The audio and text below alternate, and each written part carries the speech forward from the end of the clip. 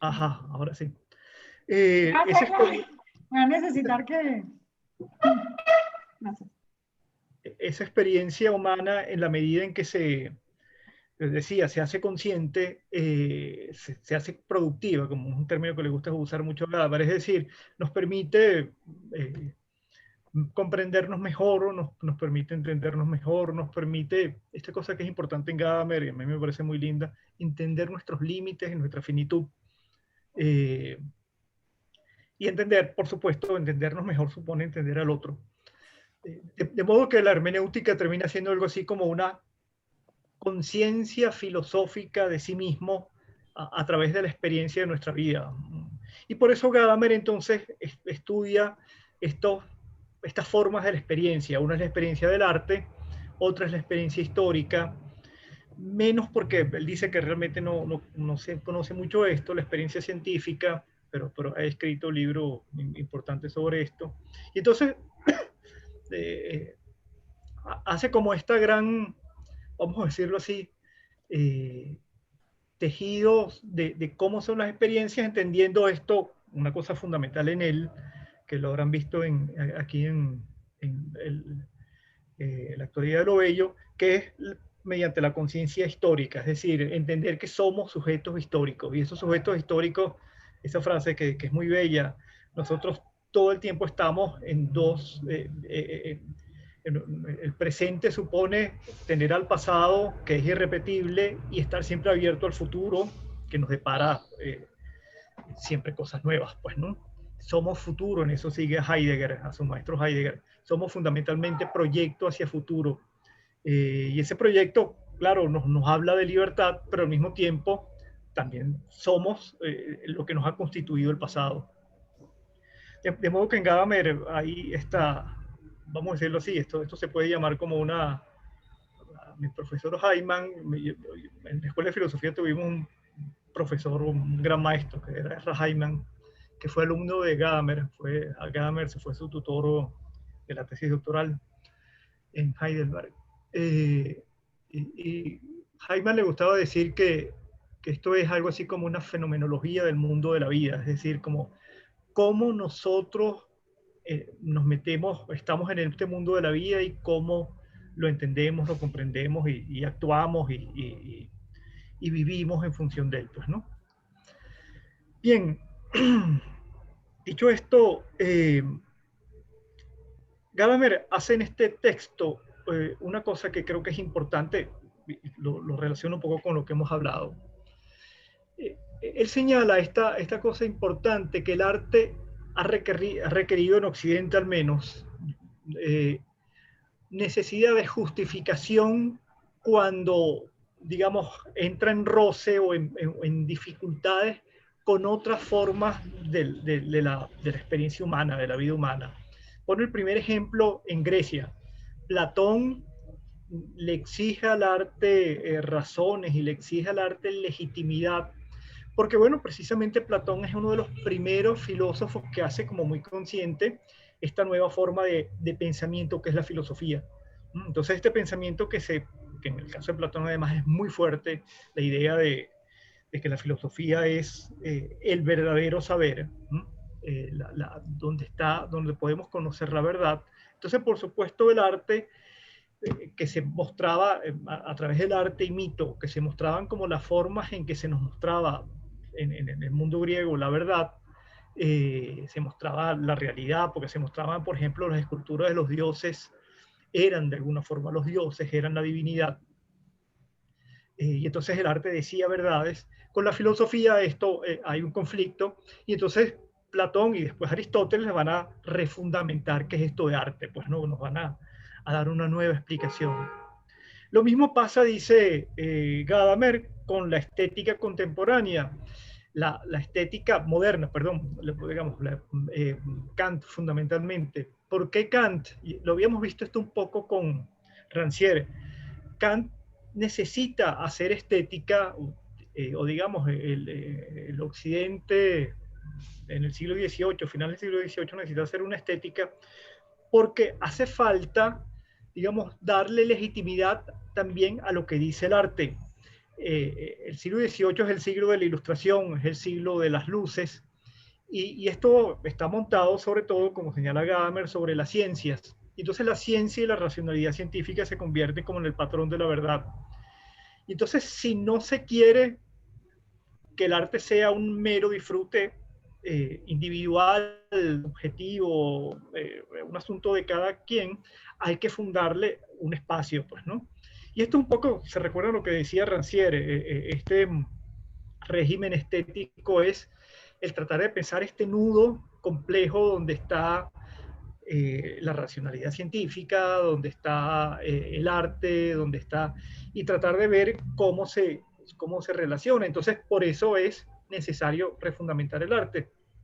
Por ahí está Hegel que dice que el arte ha muerto, y lo que dice Hegel es que se ha muerto. Esto lo explica bien bastante bien el que hace la introducción del libro de la actualidad de lo bello. Lo que muere es el arte considerado como una forma de expresión de la realidad, vamos a decirlo así. El arte ya no es naturalmente una forma de lo real, sino empieza como a alejarse de lo real, de la forma de la representación. Se rompe la idea del artista como la expresión, digamos, acabada de lo religioso, del poder. Esa unidad en el final del siglo XVIII se rompe. Y entonces hay que crear este nuevo espacio de lo estético. Por eso se hace estética, para darle un lugar al arte dentro de la cultura, vamos a decirlo así, y que no sea mero divertimento, mero placer, pues, ¿no? Y entonces, y Gadamer escribe este libro porque dice que ahorita hay que darle también un lugar al arte. ¿En qué sentido? En que el arte contemporáneo ha roto con la tradición que había tenido hasta mediados del siglo XX, y entonces la gente vuelve a preguntarse qué es esto del arte, sobre todo qué es esto del arte contemporáneo. Estamos aquí precisamente para tratar de responder esa pregunta. Y este diplomado se hace por eso. De modo que lo que quiere hacer Gadamer es, vamos a decirlo así, refundamentar la idea de arte, la idea de lo bello también, con respecto a este problema que es el arte contemporáneo, vamos a decirlo así. El arte contemporáneo se muestra, como lo hemos dicho, como una ruptura importante. Gadamer va también a pensar un poco como Smith, que hay continuidades también, pero hay una ruptura importante y necesitamos relegitimarlo. Y necesitamos, entre otras cosas, pero esto es secundario, relegitimar, por ejemplo, el papel de la estética, de una estética que hable sobre eso. Entonces, bueno, esa legitimación Gadamer la va a hacer antropológicamente, como dice él, con estos tres elementos que es el juego, el símbolo y la fiesta. Vamos a hablar hoy fundamentalmente del juego y del símbolo. No sé si me explico, si tienen preguntas, antes de comenzar con... Bien, profe. Sí, Carla, ¿querías decir algo? Profe, vamos bien, me parece que vamos súper bien. Vale. Aparte para caer en el símbolo que siempre nos lleva bastante, profe. Sí, sí. Yo confieso que ese no es mi fuerte, pero vamos a hablar de él. Bien, comenzamos entonces con la presentación. Perdón, siempre me equivoco con esto. Voy a compartir ¿y dónde está? Creo que aquí está.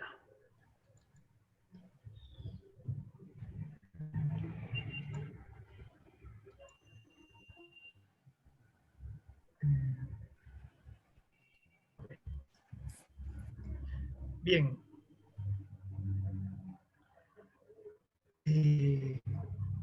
Yo decía a Gabriela que Gabriel es famoso porque era un gran conversador, un tipo que dicen que escribía, que conversaba mejor que lo que escribía, y estaba todo el tiempo recibiendo estudiantes.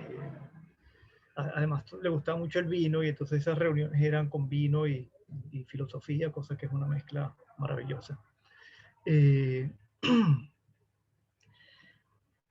Entonces, digamos, lo que Gadamer quiere hacer aquí es mostrar cómo el juego no solamente sirve para legitimar el arte contemporáneo, vamos a ver las particularidades de lo contemporáneo, pero el juego es una actitud que él primero señala esto, es fundamental no solamente en el hombre, sino en los animales también, pues, ¿no? Sobre todo, bueno, animales superiores, mamíferos, vamos a decirlo así.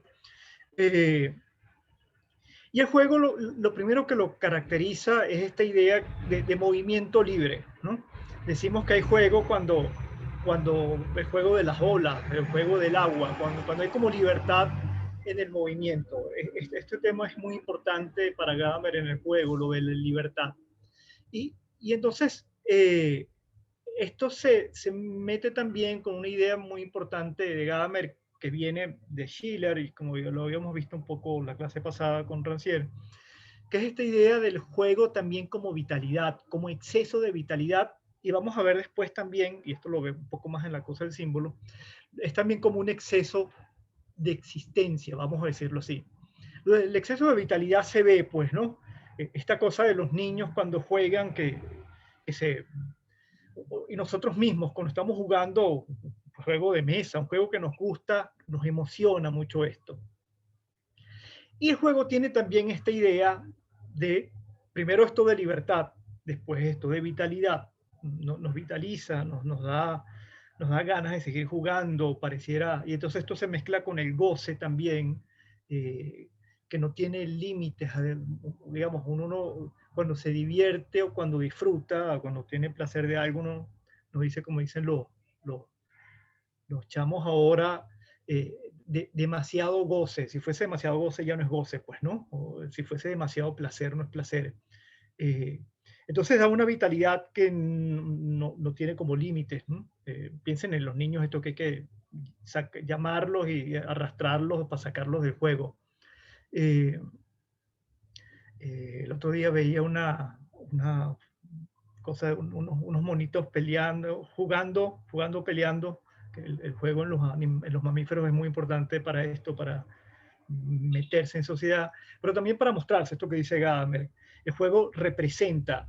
Y entonces esta cosa es muy importante porque el juego supone una representación. Es decir, yo represento el juego de los monitos estos es, soy tu enemigo y entonces juegan a pelear, vamos a decirlo así. Yo recuerdo, bueno, uno que es medio mono también, los humanos, estos juegos, yo no sé las chicas, pero los niños juegan mucho a pelear, que son contrincantes, a guerras, cosas así. Y entonces hay esta idea de representación, que es por donde comienza Gadamer como a meter esta idea del juego y el arte, ¿no? ¿En qué sentido la obra de arte hace esto que hace todo juego, que es representar? Y representar supone estas dos cosas, digamos, tiene un doble movimiento. Primero uno se lo representa para sí mismo. Uno puede escuchar a los niños que juegan solos, cómo ellos hablan, por ejemplo, con distintas voces, porque ellos mismos se están representando, por ejemplo, los personajes o las situaciones. Pero también representar supone representarlo ante otros. Entonces el juego es como este espacio cerrado donde hay una pared que se elimina y participa el otro. El juego siempre supone participación, en primer lugar de los jugadores, obviamente, y también de los otros, ¿no? Que forman parte del juego. Esto que señala Gadamer, que es muy importante en la obra de arte. Vamos a leer, perdón, me fui. Entonces dice, me parece por lo tanto otro momento importante el hecho de que el juego sea un hacer comunicativo también, en el sentido de que no conoce propiamente la distancia entre el que juega y el que mira el juego. El espectador es claramente algo más que un mero observador que contempla lo que ocurre ante él, en tanto que participa en el juego es parte de él. Él señala esto con lo del tenis, como en los juegos de tenis, todo el público va siguiendo la pelota y va siguiendo, por supuesto, los movimientos de los jugadores. pienso en estas cosas del fútbol que ahorita, y de los juegos en general, pero en casa vemos más fútbol. Esta cosa de lo raro que es los juegos de fútbol sin público, ¿no? Se muestra que el público también es, bueno, esto lo han dicho los que saben de esto, es el 12º jugador del equipo de fútbol. Entonces hay una participación importante y esto es obviamente fundamental para perdón, para el arte, porque supone entonces esta idea que Gadamer lo señala, que la obra no es cerrada en sí misma, sino siempre es abierta a, ¿no? Y el juego siempre entonces, el juego del arte, como todo juego, supone entonces la apertura y la inclusión del otro para que se pueda completar, vamos a decirlo así, la idea de juego. No hay juego, vamos a decirlo así, cerrado. No hay juego totalmente, y menos el juego del arte, donde la cosa esté totalmente cerrada dentro. Porque el juego tiene esta cosa importante, que no lo dice aquí, sino lo dice en el texto ese que les envié, que era el resumen de otro texto de Gadamer sobre el juego. Que sigamos, si el juego fuese cerrado, se volvería como muy fastidioso. Es decir, sí, vamos a decirlo, si no hay como posibilidad de que lo otro entre, perdería como el carácter de lúdico, pero entre otras cosas porque el que juega controlaría todo y bueno, si el juego no tiene como la posibilidad de que ocurra lo imprevisible, no sería juego, pues, ¿no? Entonces hay una necesaria apertura hacia el otro, ¿no? Para poder como completar la idea de juego. Y el juego, señalaba esto, es una autorrepresentación, ¿no? Primero esto que señala Gadamer, ¿no? El juego no es un capricho cualquiera. El juego no es un capricho por varias cosas. Lo primero es porque lo señala él, hay unas reglas del juego. Es decir, si un juego fuese la total expresión de la voluntad mía, si no tuviese algo que se opone, incluso, como lo señala Gadamer, en el juego de pelota, un niño jugando solo con la pelota, bueno, tiene que tirar la pelota contra la pared y moverse para agarrarla y de repente se le va. Él se pone el ejemplo de rebotando la pelota en el suelo. Si se le pierde el rebote a los 10, antes de los 10 se pone bravo, pero si llega a los 30 se emociona. Piensen en los juegos en solitario, en los juegos de cartas, hay unas reglas que no puedo violar, pues, ¿no? Entonces no es mero capricho, sino que hay determinaciones de reglas. Lo interesante del juego es que esas reglas, y esto es una de las cosas importantes en Gadamer, esas reglas están en ese espacio cerrado. Y hay otras reglas afuera que generalmente nosotros pensamos que son más serias y son más importantes, que, digamos, tenemos que acatar o no podemos evitar. Pero el juego tiene esta cosa interesante que está relacionado con esto de la libertad, que supone la posibilidad de entrar y salir, más o menos si el juego se hace obligatorio, ya no es tan divertido y ya no es tanto juego, sino se convierte en estas cosas que de alguna forma nos pesan a nosotros. Trabajo, qué sé yo, esta cosa de la seriedad, que ya veíamos, ¿se acuerdan en Rancière? Esta idea también con la idea del juego, que estas obligaciones se conviertan en también formas de juego, pues, ¿no? Y entonces nos liberan de ellas, no porque ya no trabajemos, sino porque el trabajo se convierte en un juego y entonces además se hace divertido y se hace interesante. Pero, digamos, el juego tiene esta forma de representarse, y representarse supone mostrarse bajo unas ciertas reglas, ¿no? Y esto es muy importante para la lectura del arte, porque nos muestra que a pesar de que el arte sea, precisamente porque es juego, no está cerrado, no está establecido una ley general. Y el juego del arte supone precisamente esto, que tenemos muchas posibilidades de lectura, tenemos muchas posibilidades de comprensión. Tampoco es el arte tiene como juego unas reglas y yo no puedo decir cualquier cosa de la obra de arte. Hay cosas que, digamos, las lecturas son siempre acotadas, no pueden ser infinitas, no pueden ser ilimitadas. Pongo un ejemplo. Yo no puedo decir que eh, el cuadro que vimos, que vamos a ver más de Carlos V, de Tiziano, es divertido, o es muestra, muestra un personaje cómico. No, podemos decir que es muy serio, podemos decir que, bueno, es esta cosa del arte de representar a los poderosos, podemos decir que ennoblece demasiado a un tipo que era un emperador, o qué sé yo, pero no podemos decir que es divertido y es gozoso, ¿no?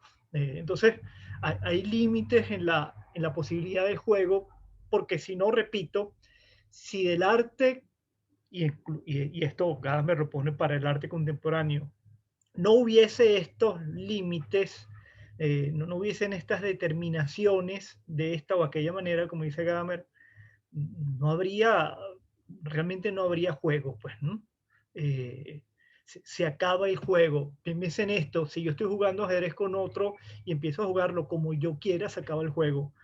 Uno lo dice esto en los niños jugando. Si alguien no comete o rompe una regla, se le dice y bueno, y puede terminar en pelea la cosa, ¿no? Esto quiere decir que el juego del arte tiene también determinaciones, no es totalmente libre, ni siquiera el arte contemporáneo, que nos parece así como excesivamente abierto.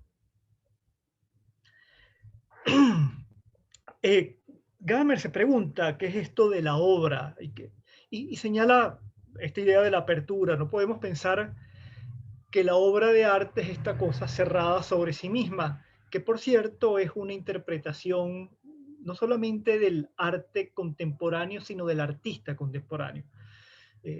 Gadamer lo señala un poco, esta idea de el artista como separado de la sociedad,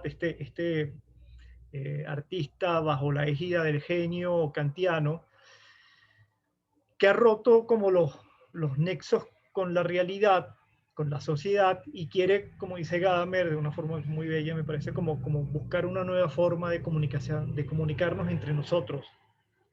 Y esto llevaría a que este artista es como incomprendido, está separado, y la obra de arte también se mostraría como muy separada de lo otro. Pero Gadamer señala como de forma adecuada que no hay obra que esté como separada de lo otro, no es obra de arte. Tiene que haber precisamente juego, tiene que convocarnos, tiene que invitarnos y tiene que decirnos cosas, ¿no? Si no, no es arte, es otra cosa, ¿no?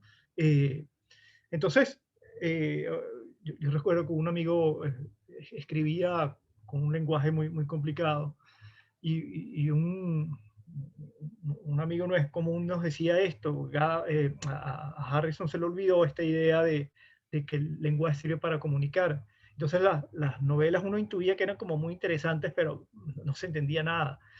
Hay esta cosa de mucho en el arte contemporáneo de mostrarse, de pretender como estar cerrado, pero esto le quita identidad a la obra porque no la podemos entrar en relación con ella, no hay juego. Y entonces habla de esa identidad aparentemente cerrada, que se propone mucho en el arte contemporáneo, más bien esta identidad hermenéutica, ¿no? Que es, vamos a decirlo así, esta forma de aparecer a lo otro, de mostrarse, ¿no?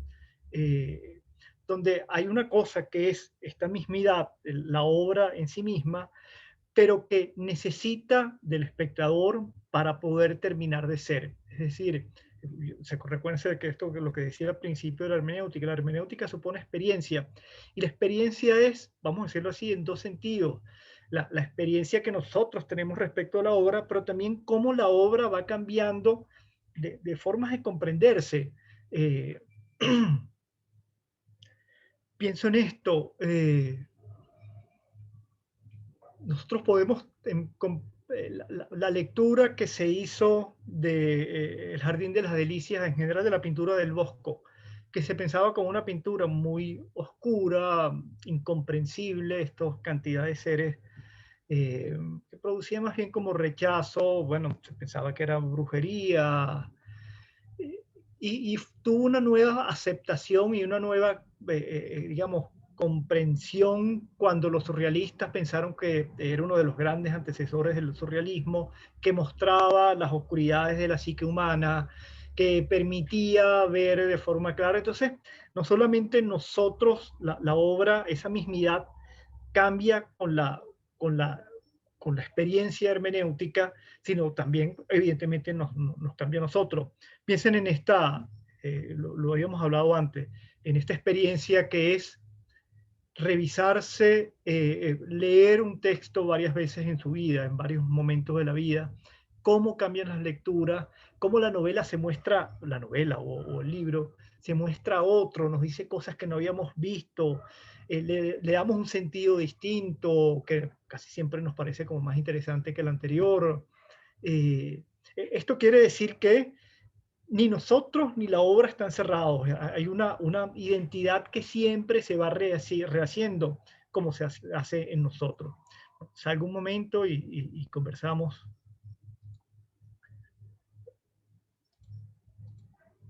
Ajá. Preguntas, comentarios. Disculpe, profe, no le entendí la última parte que dijo, me quedé así como en punto suspensivo. ¿Cómo? Ay, no sé. Que la obra se lee y ahí me quedé como... Ajá, no, lo que quiero señalar es que está, digamos, frente a la idea esta que está criticando Gadamer del arte, a veces de algunos artistas o de alguna obra contemporánea, de que es cerrada, de que es, vamos a decirlo así, separada de la realidad y se sostiene solamente a sí misma. Gadamer piensa que la mismidad de la obra, digamos, la identidad de la obra, no es cerrada, sino siempre es abierta. Y esa apertura supone una comunicación entre esos dos polos en el que se trata este juego. Por un lado está el espectador, que evidentemente la obra, cuando lo invita, vamos a decirlo así, a jugar, nos produce este cambio. Más adelante yo puse esa frase de Gadamer tan bonita: cuando vamos a un museo salimos cambiados, pues, ¿no? Eh, pero al mismo tiempo la obra cambia también. ¿No? La obra no permanece nunca idéntica a sí misma. Hay distintas formas de recibir la obra. Lo decía, piensa en esta idea de ver una película que nos gusta mucho en varios momentos de nuestra vida. Siempre vemos cosas distintas, le damos lecturas distintas, damos sentidos que no habíamos visto, hay sentidos que nos cambian totalmente eh, lo que pensábamos. Esto quiere decir que la recepción nuestra, y culturalmente se ha dado esto, recepciones distintas de obras a través de la historia. Don Quijote de la Mancha, lo tengo aquí frente a unos libros. Don Quijote de la Mancha se pensaba como una novela, pero como muy divertida. Nietzsche dice esto: quien se ría leyendo a Don Quijote es un imbécil, ¿no? Yo debo serlo porque me reí mucho.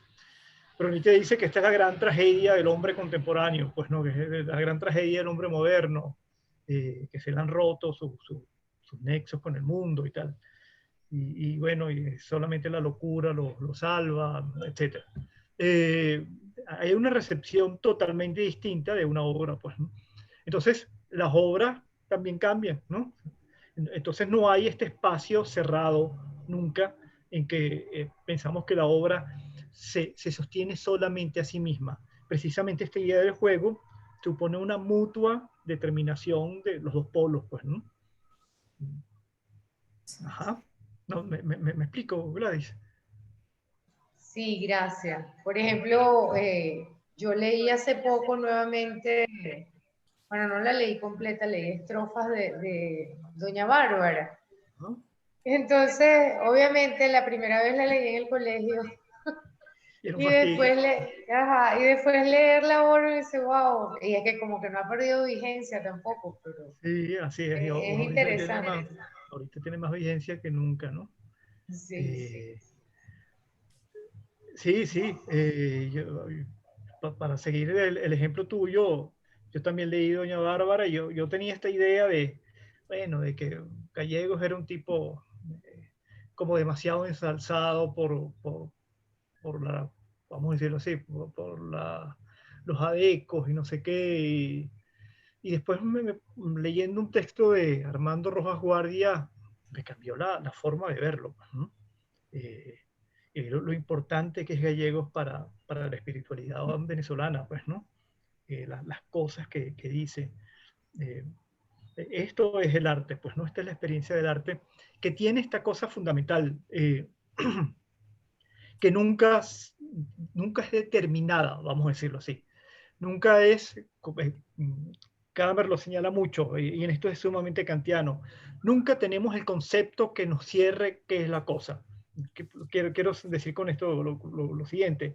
Agua para un químico es H2O, y significan una molécula que tiene un átomo de oxígeno y dos átomos de hidrógeno. Eso es la definición de agua, y es una definición que está más o menos cerrada.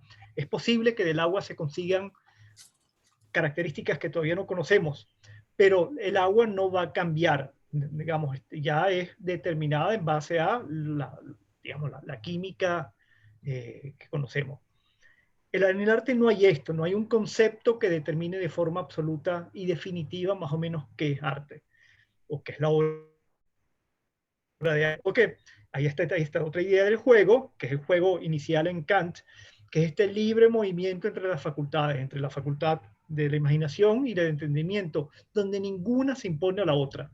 No, no es ni el mero agrado de la cosa sabrosa que me gusta comer, ¿se acuerdan? Que es el agrado que nos hace, que nos relaciona con los animales, ni es el concepto que determina y que, vamos a decirlo así, cristaliza de alguna forma la realidad. La obra es esta cosa donde hay como bien lo dice Gadamer, el arte nos invita a pensar, porque pensamos, bueno, ¿qué significa la obra?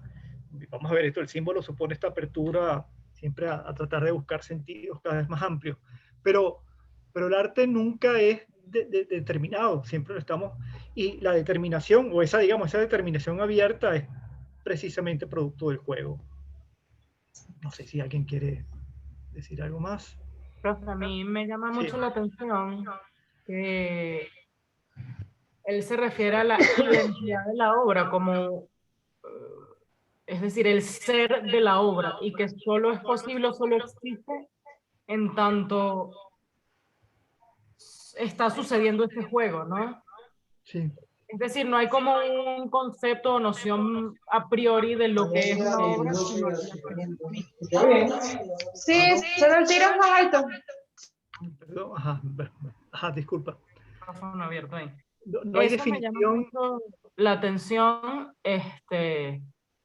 porque me parece muy interesante esa concepción, o sea, que la obra es un ser, es una identidad, o sea, tiene una identidad que sucede en el momento Sí, en que se experimenta, y lo otro que me llama la atención es ese vínculo que él hace del juego como con lo biológico, o sea, como si de alguna forma le estuviera dando una legitimidad casi de instinto a la existencia del arte, como una expresión del juego casi mamífero humano, o sea, que es, no sé, sí, me parece como curioso eso que él utiliza para justificar el juego, ¿no?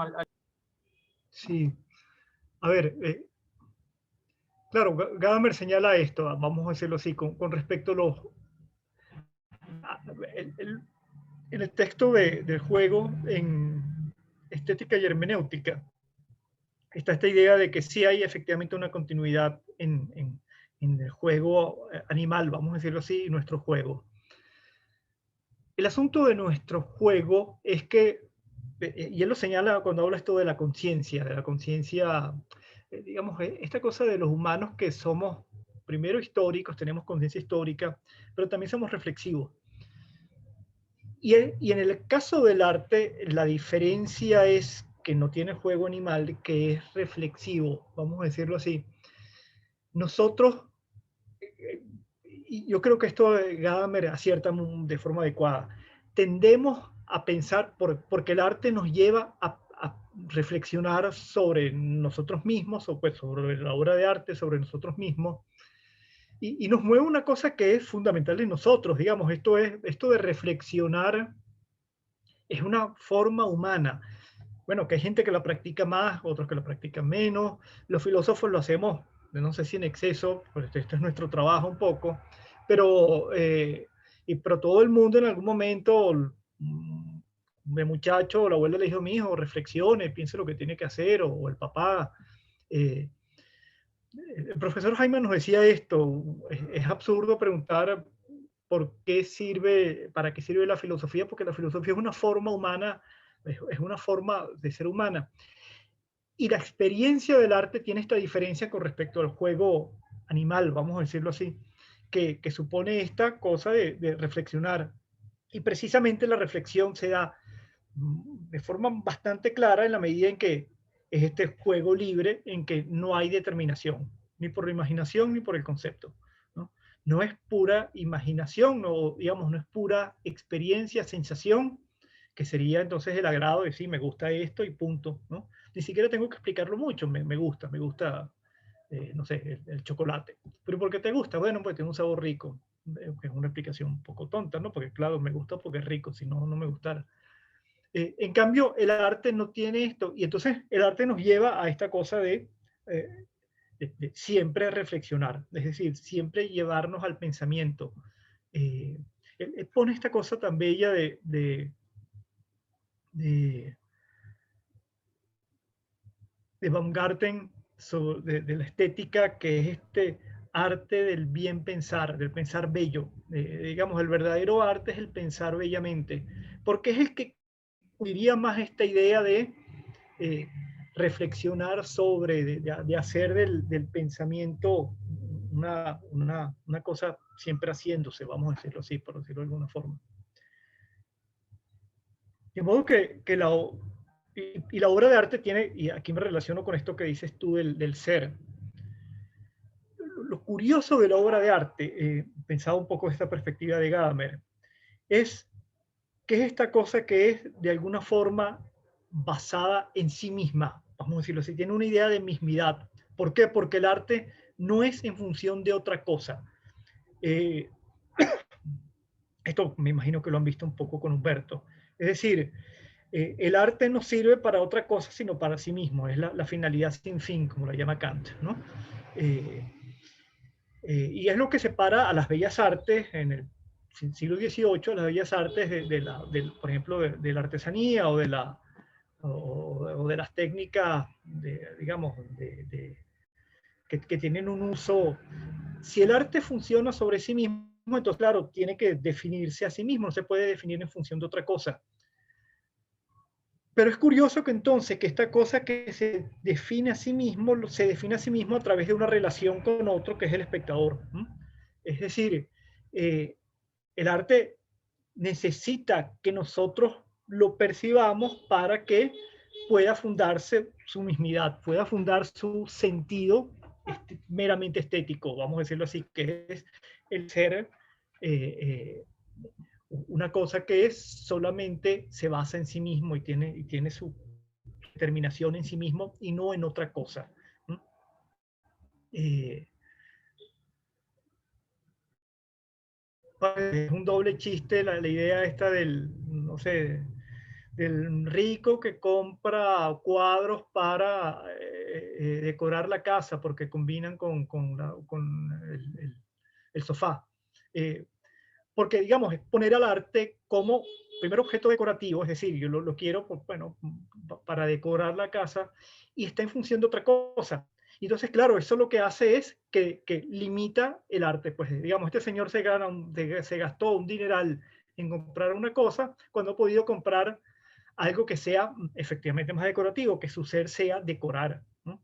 En cambio, se busca una pieza, convierte una obra de arte en una pieza decorativa cuando su ser es precisamente, digamos, convocarnos a nosotros a disfrutarlo, vamos a decirlo así. Entonces, es una mismidad rara, porque es una mismidad en esencia, porque no depende de otra cosa, sino depende de sí misma, pero ese depender de sí mismo es estar abierto a ser experimentado como arte, vamos a decirlo así, ¿no? A tener este juego inacabado, ilimitado, en la medida en que siempre la obra me va a decir algo, siempre, y yo por supuesto, si lo permito, siempre voy a estar abierto a que me diga cosas distintas y a que la obra, como lo decíamos ahorita, también se resignifique todo el tiempo. Y por cierto, esto supone, hago un paréntesis, de que la experiencia del arte ocurra efectivamente. No a todos nos gusta la misma obra ni produce este juego. Sabemos cuando vamos a un museo que hay cosas que nos llaman muchísimo la atención y entramos en juego y otras en que no me produce nada, pues, ¿no? Borges dice esto parafraseando a un inglés que no recuerdo el nombre ahorita. El arte sucede, vamos, algo que pasa, que nos pasa. No que nos pasa en el sentido de que nos encontramos con él y a veces nos sucede y a veces no. Yo hay libros que he intentado leer durante mi vida porque creo que es como importante leerlos y no los paso, no me gustan, no se da el juego, pues, ¿no? Y en pinturas es la obra cuando efectivamente logramos entrar en juego. Y creo que esto uno lo siente, ¿no? En un museo, lo siente con una novela. Esta idea que uno dice, estoy empezando a agarrar la novela, ahora sí me está como, y es que uno se meta en el juego de esto, pues, ¿no? Entonces es esta identidad como muy compleja, porque es una identidad, hay una mismidad, una esencia, pero una esencia que se da solamente en relación con otra cosa, con el espectador, ¿no? Cosa que sucede con toda esencia, por cierto. No hay nada que pueda ser en sí mismo, encerrado en sí mismo, porque si estuviese en sí mismo, encerrado en sí mismo, no tenemos relación con él, pues, ¿no? Y no lo conocemos.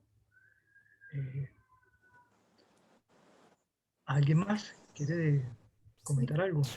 Yo quería comentarte que me parece interesante lo que estaba comentando al principio con Gladys, por ejemplo, como el juego es comunicativo, la obra adquiere un significado para nosotros, pero con el pasar del tiempo, esa verdad que nosotros tomamos en el momento que lo estamos viendo puede ir cambiando según las experiencias de cada uno.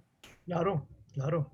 Porque, digamos, y esa es una de las, gracias por señalar, porque esa es una de las cosas interesantes del arte, que no es una verdad como la de la ciencia que tiende a ser el agua es H2O, los lados del triángulo es un polígono cerrado de 3 lados, sino que es esta verdad que va cambiando y nos dice cosas, si hacemos además experiencia de la obra de arte, es decir, del recorrido, de la conciencia en que nosotros hemos estado, nos enriquece muchísimo, ¿no? Es decir, cuando yo leo un libro, lo vuelvo a leer porque le sumo la lectura anterior a la lectura. Eso es lo que para Gadamer es la importancia de los clásicos. El clásico es el texto, la obra de arte, que tiene una capa de lecturas inmensa, de la cual nosotros además somos herederos. Claro, uno puede ver una obra de arte y gustarle mucho sin saber toda esta historia, pero cuando sucede, también cuando la conocemos, se vuelve, enriquece vamos a decir, las interpretaciones que se han tenido de ella, ¿no?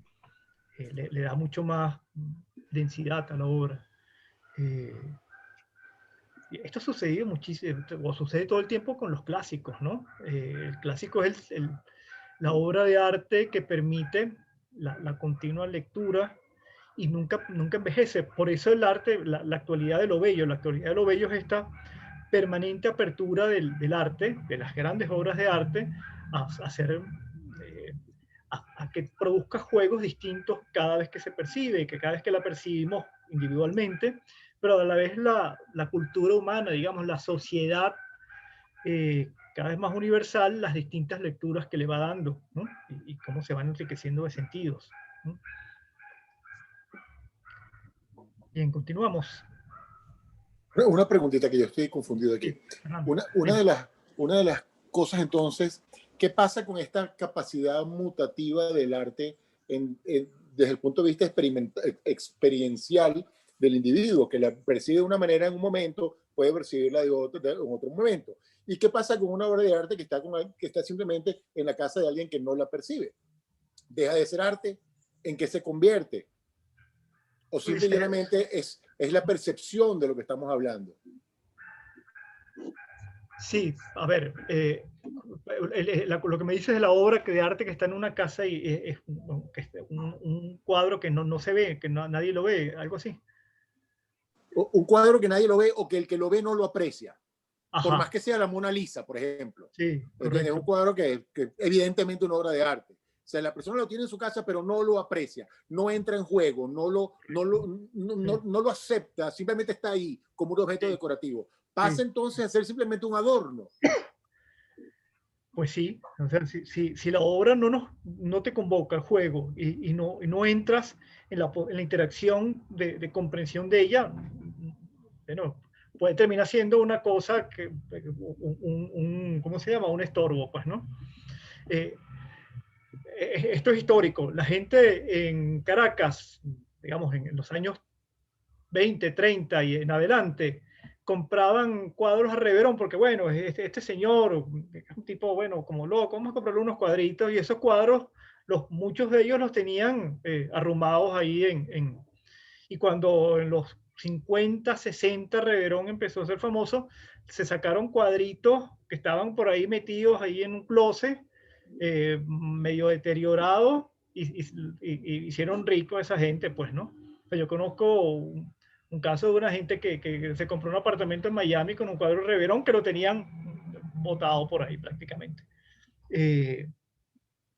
Entonces, digamos, el arte, como lo decía, citando esto a Borges, tiene que suceder, ¿no? Ahora, esto que decías, que me preguntabas sobre la experiencia, creo que era la experiencia que siempre cambia, que siempre cambia la obra de arte. Sí, digamos, hermenéuticamente podríamos decir, si la obra de arte siempre nos dijese lo mismo, no es arte, es otra cosa, ¿no? Sería, no sé, una formulación esto de la ciencia, o sería una cosa, un objeto, pues, ¿no? Que incluso en los objetos uno puede decir, no es solamente el objeto, es otra cosa. Pienso esto. Un automóvil, un carro de diseño no es solamente un objeto para movernos. El que tiene un carro con un diseño que le gusta o que es un buen diseño, también lo tiene como un objeto donde hay un disfrute estético, ¿no? Y ese disfrute estético entonces te lleva a otra relación con el objeto. Tú usas el carro para moverte, pero también el que le gusta el carro como objeto estético tiene una experiencia distinta con él, pues, ¿no? Entonces, digamos, la experiencia del arte supone esta posibilidad de tener efectivamente una lectura distinta de la realidad. Por eso Gadamer dice, ahí hay una verdad también. ¿Cuál es la verdad del arte? Bueno, que el arte nos dice cosas a nosotros, y además nos la dice particularmente.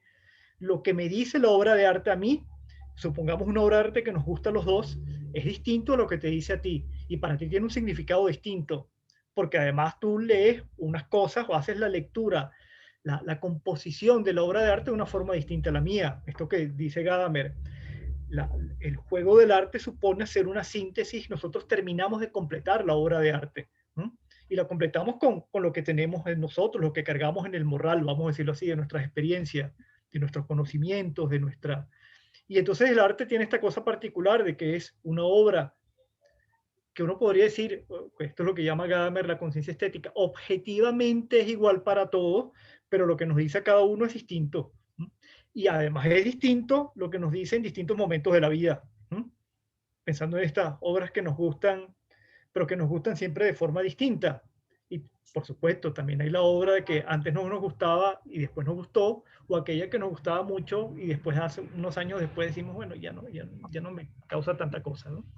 Y entonces esta cosa muy rara, porque es un objeto que efectivamente, además para que haya la experiencia, tiene que ser un objeto y tiene que ser perceptible, etcétera, que supone una objetividad, pero que la objetividad, lo que es la obra de arte, no es lo que aparece inmediatamente, es otra cosa, es esta experiencia que me produce. Eso es lo que quiere decir Gadamer, me adelanto un poco, pero lo que quiere decir Gadamer con el cuadro de Carlos V, quien diga, ah, bueno, este cuadro es del emperador de España y de Austria. Carlos V, que es hijo de fulanito y menganito. No está comprendiendo la obra de arte, ¿no?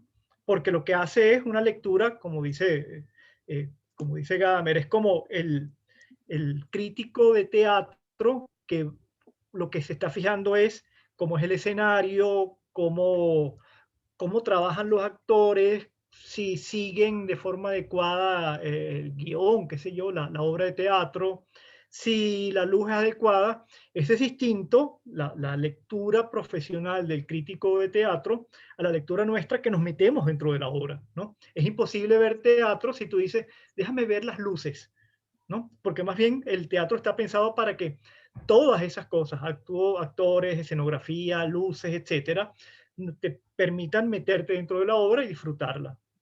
Entonces, aunque la obra tenga un carácter objetivo, vamos a llamarlo así, lo que hace la obra de arte es precisamente la otra cosa, lo que se produce a partir del juego. ¿Qué me dice la obra de arte a mí? ¿Y qué cosas me dice que pueden ser fundamentales en la vida? O sea, Gadamer piensa que la experiencia estética, cuando se da, no el cuadro que nunca nos gustó, cuando la experiencia estética se da, y hay momentos en que se da de una forma muy intensa, puede ser muy significativa en nuestra vida y cambiarnos, ¿no? Digamos, no, a lo mejor no nos cambia, no tan radical para cambiarnos toda nuestra vida, pero la experiencia estética es fundamental en nosotros porque es una experiencia muy, vamos a decirlo así, muy densa, ¿no? Muy importante, y tiene la cosa además hermosa de que es una experiencia distinta a las experiencias de la vida, que son muchas veces a los golpes. La experiencia del arte siempre es, aunque sea un arte fuerte, vamos a llamarlo así, piensen en una película muy fuerte, piensen en pinturas también que son terribles, no sé, piensen en Goya, los cuadros, las pinturas negras de Goya, tienen esta cosa de que es arte, no es la realidad. Uno no está viendo esos cuerpos mutilados, no los está viendo los cuerpos mutilados que hacían los franceses con los españoles en las obras negras de Goya. Estás viendo arte, ¿no? Entonces el horror se sublima, pues, ¿no? Y te da de forma más amainada. En ese sentido es una experiencia muy significativa, pero es distinta a la experiencia del mundo, que es implacable muchas veces, ¿no? Y te da directo en la cara. Sí, no sé si me explico, Fernando, un poco. Vale. Bien, vamos a continuar. Profe, sí. Yo anoté aquí con respecto a lo que usted dijo del millonario, que tiene que ver con lo que Fernando. Ajá. El millonario que pone la obra de arte en su casa y no la aprecia y no entra en ese juego, ¿verdad? Eso pasa mucho ahora también con las obras contemporáneas. Pienso yo, no sé, que muchos deportistas con dinero, yo dale con los deportistas, compran esas obras, que puede ser que el artista tenga una intención distinta a que sea un objeto decorativo, pero bueno, le pagan tanto, chévere, el artista necesita vivir, ¿no? Entonces, pero eso no le hace daño tremendamente a lo que es el arte contemporáneo y a la creación del artista, pues, o sea, creo que pasa y creo que es un problema que no deja que los artistas sean libres, pues, porque cuando el artista depende de eso para vivir, obviamente, pues, va a ser el que vende. Bueno, los artistas siempre les ha pasado eso. Antes tenían los mecenas estos que le pagaban y tenían que hacer lo que quería el mecena. Solamente entonces es la falta de gusto del que lo compra. Claro, sí. Pero yo una vez leí un cuento, no lo leí, en esta señora, esta monjita que era crítico de arte, que no recuerdo cómo se llamaba, que era muy lúcida, una monjita que tenía un programa sobre historia del arte. Y cuando estaba hablando del arte contemporáneo, de este arte no figurativo, estos expresionistas abstractos norteamericanos, echaba el cuento de un señor que la llamó, tuvo contacto con ella, y le dijo, bueno, que él tenía esa obra de arte ahí, y al principio bueno, le habían dicho que era muy caro, que era uno de los grandes artistas contemporáneos norteamericanos, y por eso él compró esto. Y poco a poco viéndolo, empezó a suceder el milagro, pues, ¿no? Él empezó, además, a abrirse, decía, antes no veía nada, porque era no recuerdo quién era, pero era como muy blanco, muy con apenas era como fundamentalmente blanco, con unas, digamos, manchas un poco más oscuras. Dice, al principio casi no veía nada, decía, bueno, qué cosa tan, y cómo está. También entonces está la incomprensión del otro lado, ¿no? De la gente hacia el artista. Oye, ¿cómo este tipo va a hacer esta pintura? Que es esta también, ver de forma objetiva la pintura y no permitir la experiencia. Oye, esto es una pintura de que son 3 rayas, ¿no? Cualquiera puede hacer eso, lo puede hacer mi hijo, ¿no? Hay una comprensión también del otro lado. Y este señor cuenta que, o la monjita contaba que Wendy, creo que se llama, la madre Wendy, o la hermana Wendy, empezó a encantarse hasta que le maravilló, pues, ¿no? Descubrió, se abrió a la obra y le probó entonces una maravilla, pues, ¿no? Esto sucede también, pues, ¿no? Porque comienzas comprando el arte como inversión y terminas enamorándote de la cosa, produciéndote esta experiencia del juego. Sí, Profe, yo tengo que decirle algo a Gladys, sí, como historiadora del arte, o sea, que en realidad toda la historia del arte, el artista no era considerado como libre, sino que prácticamente tenía un trabajo de artesano en el que él incluso hacían presupuestos diciendo, mira, yo te voy a cobrar tanto porque el azul vale tanto y el verde vale tanto, ¿no? Es decir, esa libertad creativa no era como tal y tú como artista tenías que, de alguna manera, funcionar dentro del estilo que estuviera de moda, ¿no? En el momento, porque si Sí, hacías cosas siempre ha muy sido diferentes, así. pues te morías. Claro, y que esa noción como del artista libre es muy romántica y eso lo estamos comenzando a ver con Humberto, ¿no? Que yo no, o sea, yo no creo que sea malo la idea del artista libre, pero también creo que es un poco una falacia, pues, ¿no? Es como una cosa Una muy soñadora utopía. que no, sí, que nos invade, pues, ¿no? Y también creo que hay personas que evidentemente solamente invierten en arte porque, bueno, porque es que es tremenda inversión, ¿sabes? Tú compras una cosa, el artista se revaloriza y ¡pum! Tienes un dineral. Qué bueno. O sea, ya el mercado es como complicado, pues, ¿no?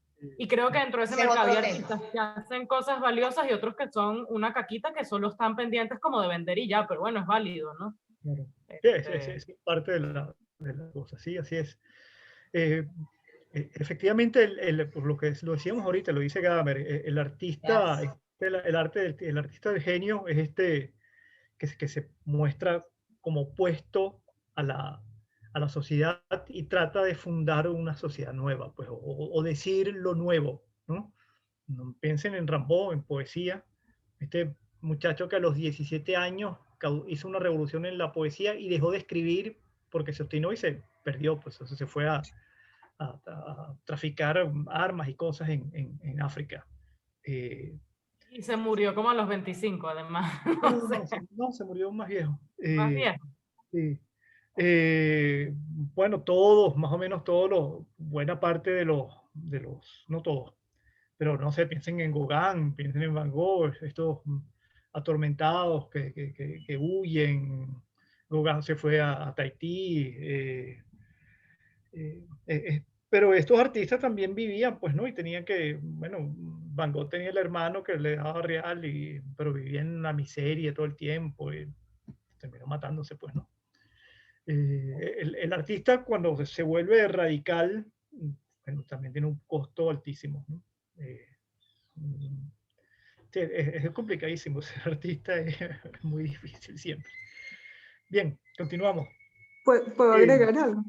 Sí, sí, claro, Fabiola. Sí, que yo me quedo reflexionando sobre el título del texto, La actualidad de lo bello, porque creo que más allá de los aspectos históricos del surgimiento de la obra, e inclusive de los aspectos hermenéuticos de interpretación y de las capas de interpretación, pareciera que Gadamer está rescatando con este término actualidad también la fenomenología de la obra de arte.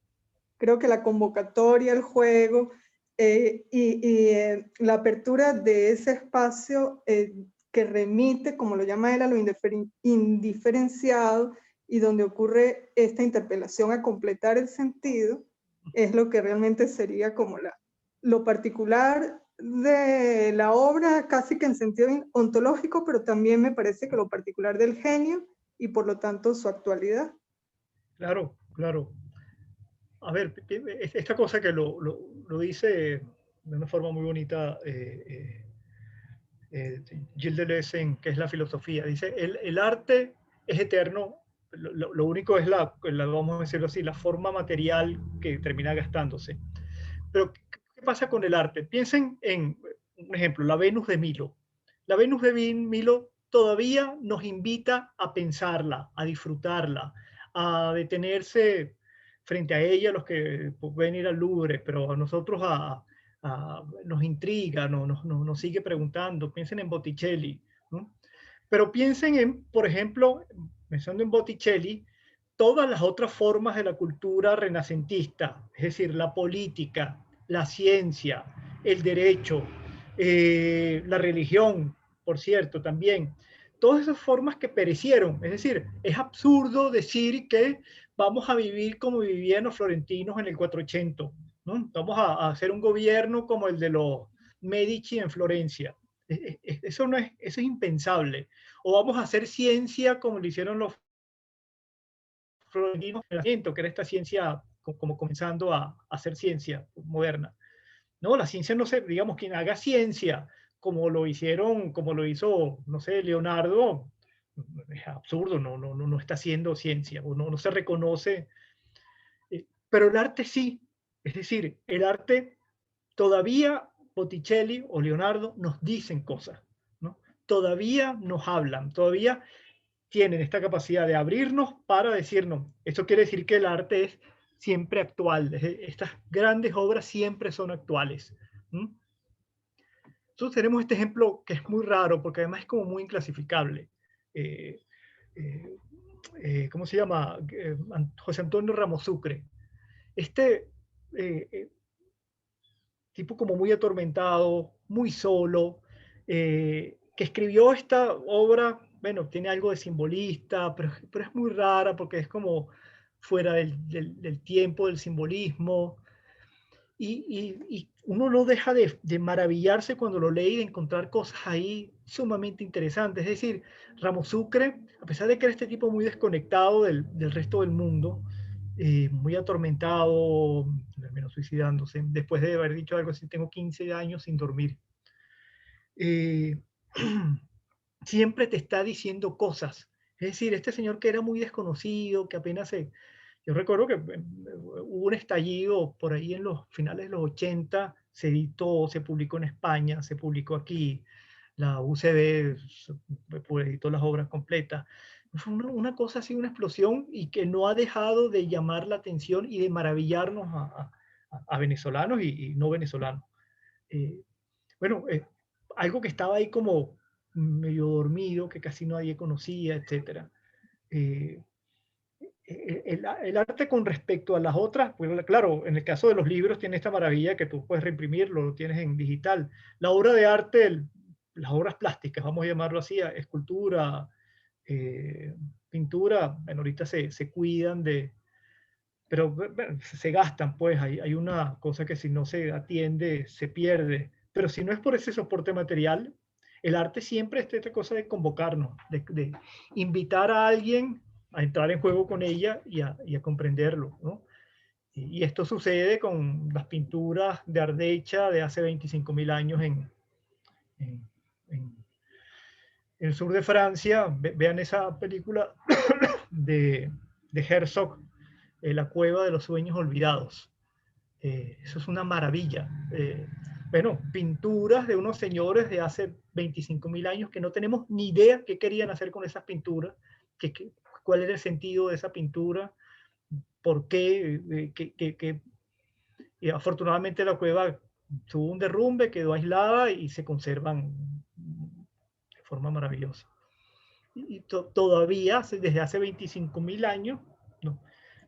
Nos llaman, este señor hace un documental maravilloso, Werner Herzog, y uno no deja de quedarse pasmado, que abierto de tanta belleza, ¿no? Eso es el arte, ¿no? Ahora, ¿hay otra cosa rescatable de hace 25.000 años?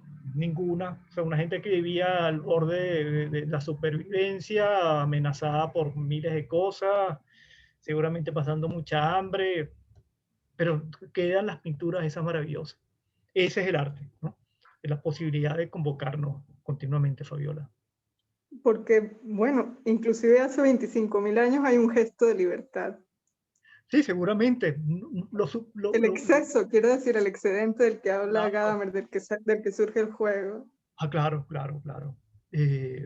Yo me imagino que en esto son tan bien hechas y tan maravillosas que debía haber un goce, debía haber esto, libertad, aunque seguramente tenía sentido, no sé, mágico, qué sé yo, pero esta cosa que Gadamer lo señala, una obra de arte se muestra como obra de arte, es decir, tiene esta posibilidad de producirnos una cosa que es distinto a lo que llama un historiador o un historicista alemán, lo que se llaman los restos de la cultura, que son otras cosas, pues, ¿no? Uno puede encontrar, no sé, el resto de una losa, y yo tengo un amigo que es arqueólogo y a partir de eso reconstruye las formas de vida de ese lugar donde había esa losa. Bueno, estos señores se ve que eran ricos porque esta es una losa alemana del siglo XIX, pero la losa no te que tiene el arqueólogo para reconstruir una forma de vida. Pero más nada, el arte no tiene esta limitación, sino está abierto continuamente, pues, ¿no? Yo que soy un ignorante de esto, si veo la losa, bueno, voy a decir, esto es una basura que dejaron aquí tirada, pues qué feo, qué malo. Él puede ver significados ahí. Con el arte no sucede esto, ¿no? Con el arte está esta maravilla de que nos convoca, ¿no? Nos maravilla. Digamos, a los que estamos un poco enterados de la cosa, pero también al que no está enterado. Hay gente que se maravilla con el arte a pesar de que no tenga una formación estética, ni sea, no sé, esté tomando un curso de arte contemporáneo. Hay cosas que te detienen, ¿no? Sucede con la música, ¿no? Escuchamos una música y no conocemos el grupo, no conocemos, pero esto me encantó y uno lo busca, ahora puedes buscarlo y tal. Siempre hay una experiencia que es, y esto creo que Gadamer tiene razón, creo que es lo que tú señalas, Fabiola, una experiencia que siempre nos invita, digamos, es experiencia en sentido como muy propio porque siempre nos está convocando. Y en ese sentido, Gadamer piensa que es una experiencia fundamental de la existencia humana, pues, ¿no? Gracias. Bien. No, gracias a ti. Continuamos. Y entonces, esta idea de la identidad, si la identidad de la obra es esto que hemos dicho, esto de la identidad hermenéutica, entonces solo habrá una recepción real, una experiencia artística real de la obra de arte para aquel que juega con, es decir, para aquel que con su actividad realiza un trabajo propio. ¿Cómo tiene lugar esto propiamente? Esta otra formulación quiere decir claramente que su identidad consiste precisamente en que hay algo que entender, en que pretende ser entendida como aquello a lo que se refiere, como lo que dice. Es decir, el arte nos convoca, ¿aló? ¿Me escuchan? Sí, profe. Sí. Me salió que se caía la cosa. Ajá. Esta otra formulación quiere decir claramente que su identidad consiste precisamente en que hay algo que entender. Es decir, la obra de arte nos dice, nos refiere cosas. Y nos refiere cosas en la medida en que nos invita a pensarla. Esto con aquello que dice Gadamer, este desafío de la obra espera ser correspondido, es decir, la obra, siempre esto lo dice Gadamer respecto a los libros, la obra nos pregunta cosas, nos convoca, nos nos tira, vamos a decirlo así, nos tira una mano, vamos a decirlo así. Tenemos que agarrarla y entonces ver qué viaje nos convoca o a qué cosa nos quiere llevar la obra, ¿no? Por eso vuelvo a la escena esta de alguien que está en un museo de arte contemporáneo y ve no sé, ve a las pinturas blancas de Malevich. Entonces, si no te abres a la experiencia, vas a decir, bueno, pero ¿cómo es posible que esto esté en un museo si es una pintura en blanco? Bueno, eso es un absurdo, ¿no? La cosa es preguntarse, dejarse abrir e ir más allá de lo que se muestra, vamos a decirlo así, ópticamente, y preguntarse por qué eso es así, por qué está ese cuadro blanco y qué cosas dice ahí, qué cosas se quiso decir el artista y qué cosas quiere decir la obra, ¿no? Entonces, esto supone que esta cosa importante que señala Gadamer, que la respuesta cuando se acepta este desafío tiene que ser también una respuesta que damos nosotros repito, cuando se produce el encuentro. Hay obras en que no se produce el encuentro, obras que pueden ser muy clásicas y no me llaman la atención, pero cuando se produce el encuentro nos invita a una cosa que es a jugar, pues, ¿no? A jugar con ella y a tratar de definir, definir no, porque definir suena el concepto, a buscar los sentidos de lo que me dice. La obra nos dice cosas, pero también tenemos que estar abiertos a escucharla. Eso lo dice Gadamer para toda experiencia hermenéutica.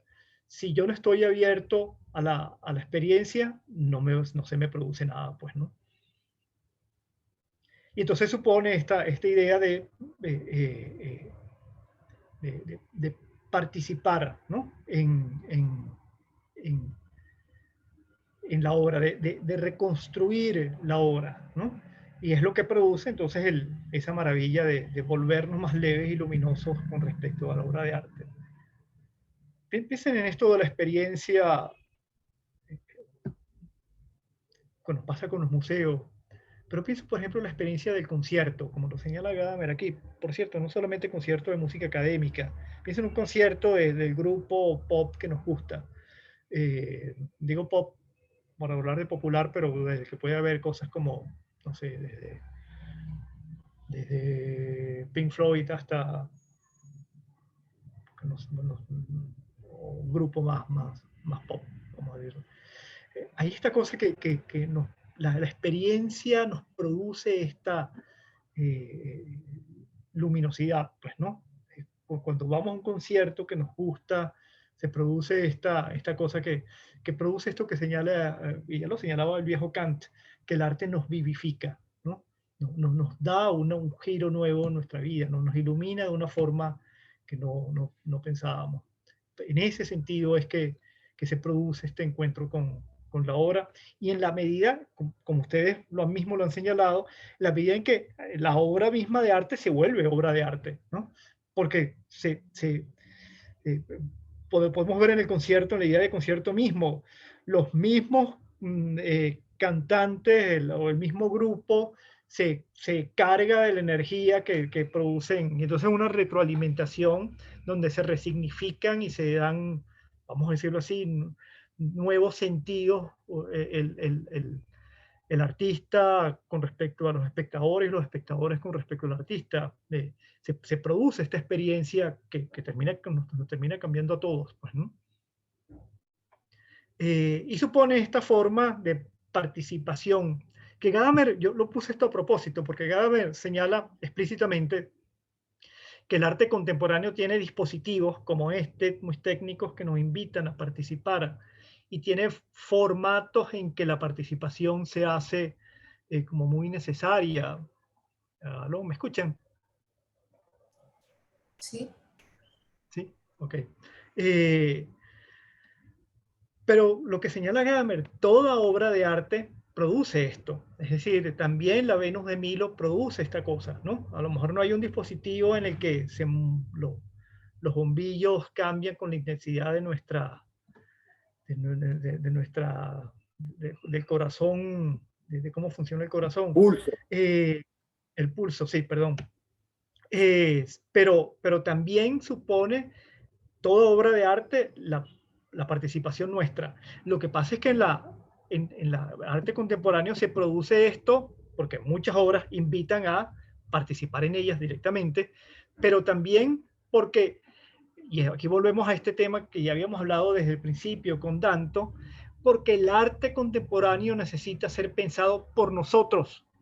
Es decir, el arte contemporáneo es mucho más abierto que el arte anterior, en el que uno podía por lo menos objetivamente decir, bueno, este es Carlos V, rey de Austria, pero, emperador de Austria, perdón, pero ahorita el arte contemporáneo, al no ser figurativo y al ni siquiera tener forma de arte, nos invita muchísimo más a participar en él, ¿no?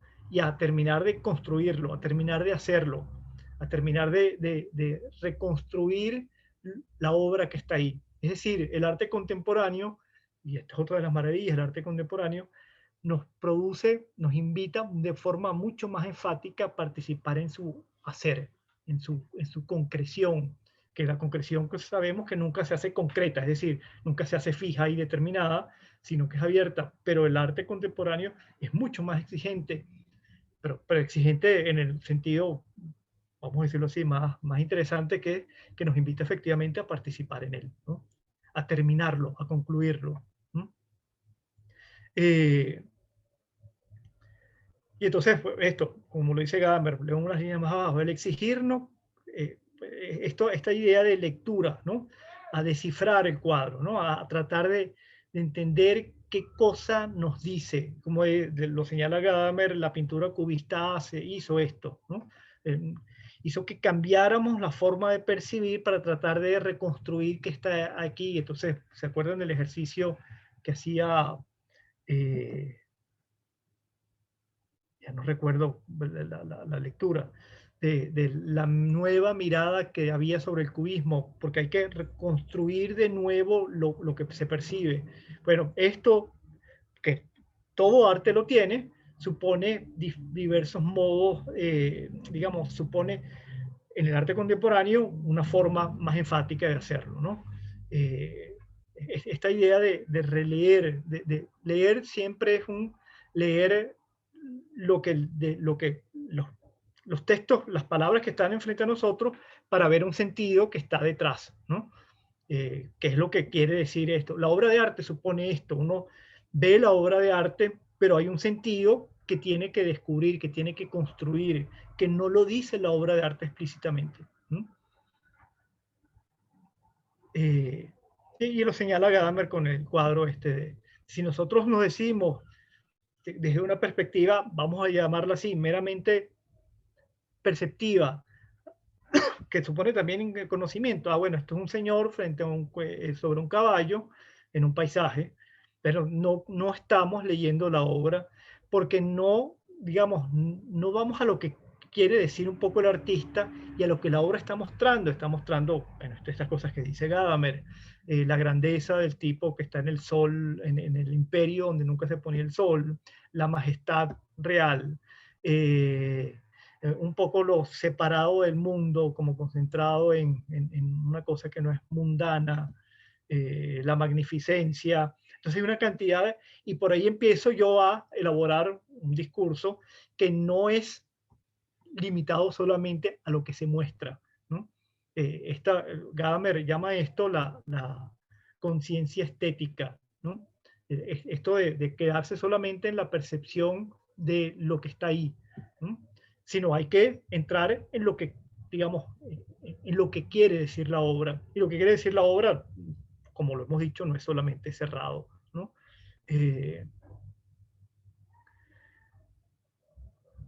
Es que, digamos, esta idea que no hay ninguna separación de principio entre la propia confirmación de la obra de arte y el que la experimenta, porque el juego supone esta inclusión nuestra, y esta inclusión en el que uno debe estar dispuesto a no estar cerrado, y la obra por supuesto que tampoco. Y no estar cerrado significa a dejarse decir cosas por la obra, ¿no? Si no, no hay juego, ¿no? Y entonces, digamos, esta idea de la no distinción estética es precisamente a lo que invita Gadamer, ¿no? La distinción estética es esto de pensar el arte como arte, ¿no? y esto es la visión que puede tener un curador, que puede tener un marchante, que ve esto como objeto, que puede tener el que compra el cuadro como inversión. La no distinción estética es no pensar el cuadro, la pintura o la escultura como una pintura, sino que es algo que me puede decir una cosa importante para mí. Tiene cosas que decirme. Esto nos sucede muchísimo en el cine, por ejemplo, ¿no? Uno puede meterse en el cine y entonces te metes en la historia y te ríes, lloras, te angustias, te asustas, o puedes salirte y decir, por ejemplo, no, esto no es verdad, esto es cine. Ahí tienes una distinción estética, estás viendo el cine como una elaboración estética. Pero cuando te metes en el cine y vives la película, y subrayo el término vives, es porque haces realmente experiencia, ¿no? Yo creo que podemos hacer las cosas, no sé si en simultáneo, pero uno puede salir y decir, oye, qué guión tan bien escrito, qué actuación tan buena la de esta persona. Inmediatamente te vuelves a meter y vuelves y la película vuelve a decirte cosas distintas. Esto es más o menos lo que supone la distinción estética. La no distinción estética, más bien. La no distinción estética es meterse dentro de, y la cosa se convierte en la obra de arte, la película en este caso se convierte en una experiencia.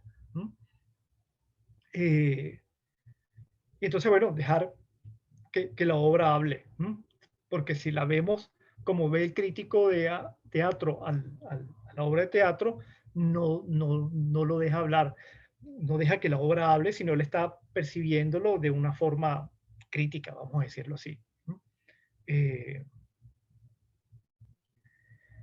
Y bueno, está esta cosa que Gadamer mete lo de la belleza natural, que comienza hablando esto de que la belleza natural, que era la fundamental para Kant, realmente es una forma de arte, porque nosotros vemos la naturaleza como una forma de arte, cuando vemos la naturaleza como estéticamente, ¿no? También vemos la naturaleza como producción, etc. Pero entonces señala que respecto a lo contemporáneo, lo bello natural es como un correctivo para sacarnos de la forma de contemplar el arte que tenemos usualmente. Es decir, lo que piensa Gadamer, que el arte contemporáneo nos invita precisamente, decíamos que esta es la forma por la cual hay que hablar de arte contemporáneo, porque necesita ser refundamentado. La forma de la estética de la naturaleza es la posibilidad de entender que no es determinado, que no hay una forma única de comprenderlo.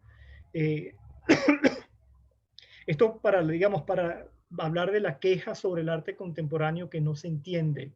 La experiencia de la naturaleza, dice Gadamer, como no la pensamos con sentido, que hay un sentido ahí, a menos que uno piense que Dios es un artista que ha hecho el mundo así, pero en general lo pensamos como una forma espontánea, un poco como Kant.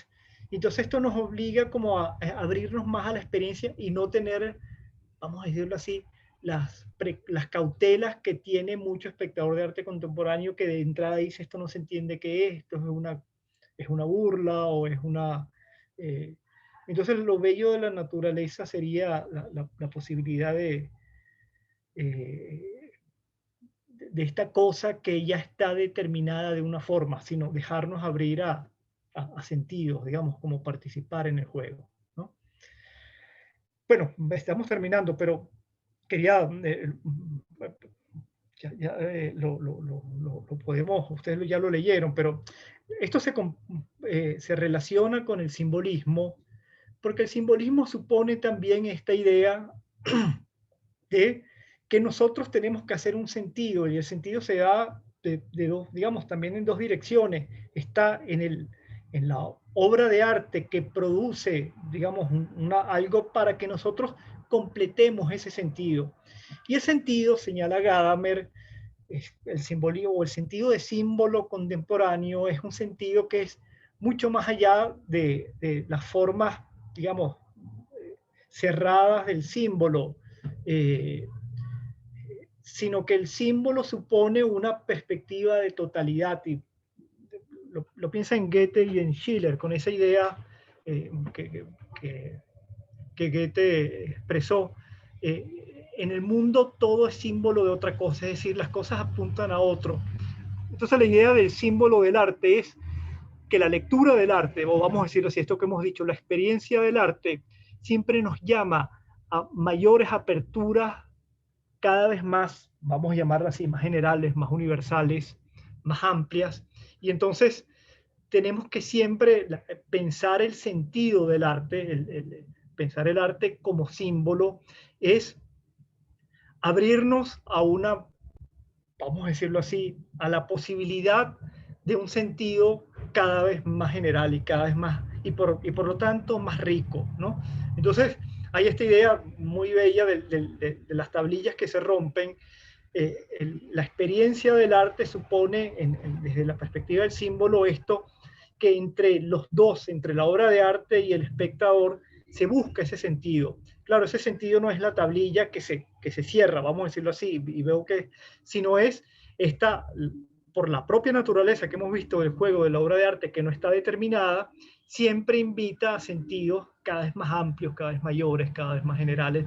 Por eso, y esto lo digo para terminar, la experiencia del arte siempre es mucho más rica que si tenemos experiencia del arte, es decir, si contemplamos una obra de arte o la percibimos y hacemos un recorrido por toda nuestra experiencia, siempre es mucho más enriquecedora, porque siempre será mucho más general, siempre será mucho más amplia, siempre estará con la idea esta como de pensar en el todo, de rozar el todo, ¿no?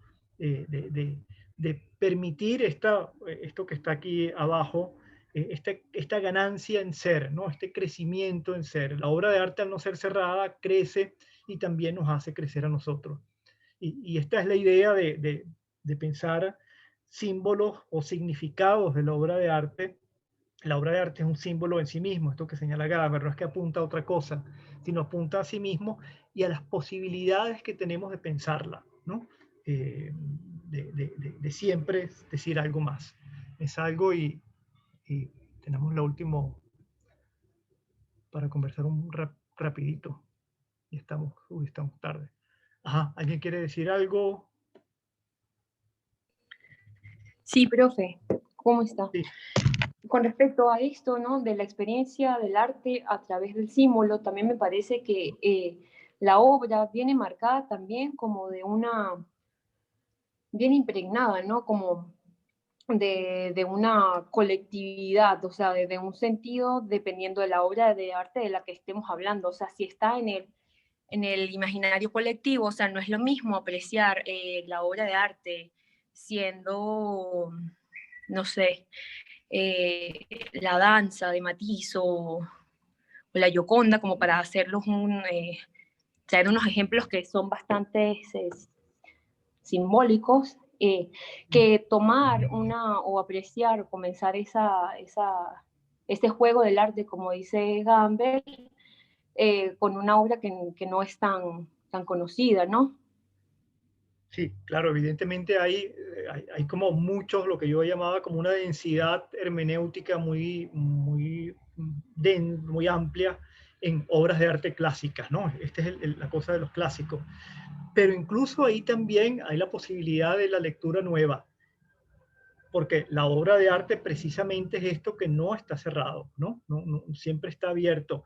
Es decir, esto que dice Gadamer cuando dice que la obra de arte es un símbolo en sí mismo, es porque la significación no apunta a algo, precisamente, digamos, no es algo que quiere mostrar otra cosa, sino quiere mostrarse a sí misma. Y los sentidos en que se piense ese pensarse, que lo pensemos a la obra misma, no son nunca determinados, porque no son conceptuales, no hay un concepto, porque si no sería un significado definitivo, como lo decíamos en nuestro ejemplo, agua, ¿no? Agua para un químico. En cambio, incluso la obra clásica siempre tiene esta posibilidad de decir cosas nuevas, afortunadamente, ¿no? Porque si no nos tendríamos que quedar con lo que dice la tradición, y efectivamente no es así, ¿no? ¿no? Efectivamente siempre hay la posibilidad de una lectura distinta. Pero claro, como tú dices, es cierto. En los clásicos y en los grandes clásicos tenemos una tradición inmensa que de alguna forma, si nos interesa esto, tendremos que dialogar también, no solamente con la obra de arte, sino con sus intérpretes. Cuando a uno le gusta mucho una pintura, empieza a leer cosas sobre ella. A un pintor empieza a buscar otros sentidos. Pero fíjense, esta misma cosa, pues, ¿no? Que señala Gadamer. Los sentidos siempre convocan a más, a integrar a otras cosas. Y esto es como lo bonito del arte, pues, ¿no? No sé, los matemáticos a lo mejor tienen esto, cierto misticismo sobre sus cosas, pero un triángulo no nos dice más cosas de lo que es, pues esta figura geométrica de 3 lados y 3 ángulos, cuya suma interna de ángulos 180 grados. Y no nos invita como a otra cosa, ¿no? En el arte no podemos nunca decir esto, ni siquiera de los clásicos, que tienen ese espesor interpretativo. No sé si me explico o estás de acuerdo conmigo, Angie. Sí, profe, y también hasta reinterpretativo, ¿no? O sea, cómo hoy en día esas mismas obras de arte pueden ser a través del arte contemporáneo reinterpretadas, ¿no? Lo que llegaríamos a caer ya en términos de apropiacionismo y bueno, todas esas otras corrientes que estamos viendo con Humberto, ¿no? Pero sí, el poder de la obra, ¿no? A su reinterpretación me parece muy válido y muy bonito eso que acaba de comentar, profe, de los sentidos siempre invitan a más, que lo dice Gadamer, y es muy cierto, ¿no? Porque siempre uno, dependiendo, bueno, lo visual siempre es como el sentido más, como con mayor intensidad, y de hecho, en algunos casos, los psicólogos o los psiquiatras, o dependiendo de la experiencia sensorial que se esté planteando, te invitan a cerrar los ojos para estimular a los otros sentidos. O sea, por ejemplo, Sí. la escucha, el tacto, y bueno, y ya si es una cosa más profunda, el olfato y el gusto, ¿no? Sí.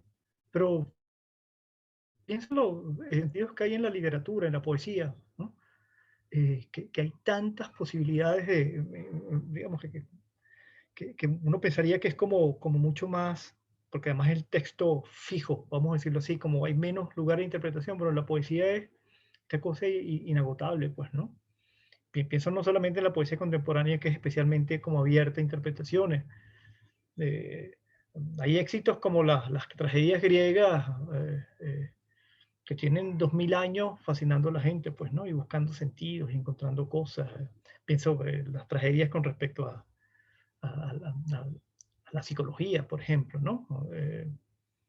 La obra de arte, incluso la poesía o la literatura, es esta cosa infinita, ¿no? Hay una infinitud ahí, una infinitud que no nos aplasta, sino que más bien nos invita, ¿no? A recorrer. Bien, ¿alguien más? Bueno, señores, estamos pasados un poco. Nos queda entonces una clase, lamentablemente, como lo decíamos, que va a ser sobre el malestar del arte. Las cosas, el arte contemporáneo como maloso. Vamos a ver eso, vamos a verlo como brillar. Esto es un texto que además es provocador, a propósito lo hace Baudrillard, y es bueno que lo discutamos. Muchas gracias por su atención, gracias por su participación. Y nada, nos vemos el martes que viene, entonces. Gracias. Buenas tardes, pues. No, Gracias, a ustedes. profe. Gracias, profesor. Para la clase. Muy buena. Muy Hasta buena luego. como siempre. Feliz tarde. Feliz tarde. Gracias, chao. Hasta luego. Súper que bueno, estén bien. maravillosa, gracias. Chao para todos, chicas y chicos. Chao, nos vemos ahorita. Chao. Sí, nos vemos ya. Ya nos Chao, vemos. Luis, gracias. Chao, chao.